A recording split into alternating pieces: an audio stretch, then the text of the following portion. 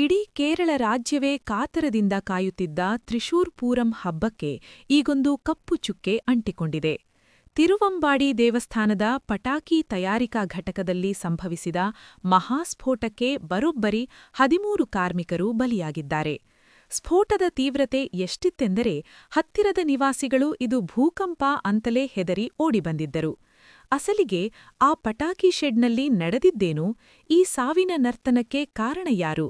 ಬನ್ನಿ ಈ complete report ನೋಡೋಣ. ಏಪ್ರಿಲ್ 24ರಂದು ತ್ರಿಶೂರ್ ಪೂರಂನ ಮಾದರಿ ಸಿಡಿಮದ್ದು ಪ್ರದರ್ಶನ ನಡೆಯಬೇಕಿತ್ತು.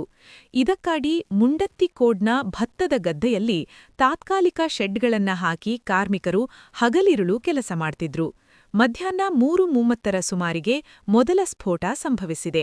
ಅಲ್ಲಿ ಸುಮಾರು 2000 ಕೆಜಿಯಷ್ಟು ಸ್ಫೋಟಕಗಳನ್ನ ಸಂಗ್ರಹಿಸಿಡಲಾಗಿತ್ತು.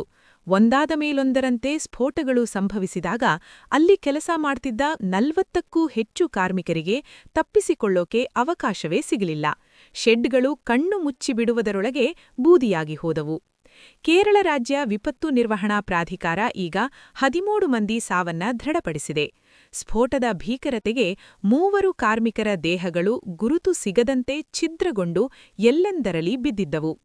ಅಗ್ನಿಶಾಮದಳದ ಸಿಬ್ಬಂದಿ ಜೀವದ ಹಂಗು ತೊರೆದು ಕಾರ್ಯಾಚರಣೆ ನಡೆಸುತ್ತಿದ್ದಾರೆ. ಗಂಭೀರವಾಗಿ ಸುಟ್ಟ ಗಾಯಗಳಾಗಿರುವ 10ಕ್ಕೂ ಹೆಚ್ಚು ಮಂದಿಯನ್ನ ತ್ರಿಶೂರ್ ಸರ್ಕಾರಿ ವೈದ್ಯಕೀಯ ಕಾಲೇಜು ಆಸ್ಪತ್ರೆಗೆ ದಾಖಲಿಸಲಾಗಿದೆ. ಕೆಲವರ ಸ್ಥಿತಿ ಚಿಂತಾಜನಕವಾಗಿದೆ. ಜಿಲ್ಲಾಧಿಕಾರಿ ಶಿಖಾ ಸುರೇಂದ್ರನ್ ಈ ಬಗ್ಗೆ ಸಮಗ್ರ ತನಿಖೆಗೆ ಆದೇಶ ನೀಡಿದ್ದಾರೆ. ಹಬ್ಬದ ಸಂಭ್ರಮದಲ್ಲಿರಬೇಕಿದ್ದ ಕುಟುಂಬಗಳಲ್ಲಿ ಈಗ ಸೂತಕದ ಛಾಯೆ ಆವರಿಸಿದೆ. ಸುರಕ್ಷತಾ ಕ್ರಮಗಳಲ್ಲಿ ಲೋಪವಾಗಿದೆಯಾ ಅಥವಾ ಇದು ಆಕಸ್ಮಿಕನಾ ಅನ್ನೋದು ತನಿಖೆಯಿಂದ ಹೊರಬರಬೇಕಿದೆ.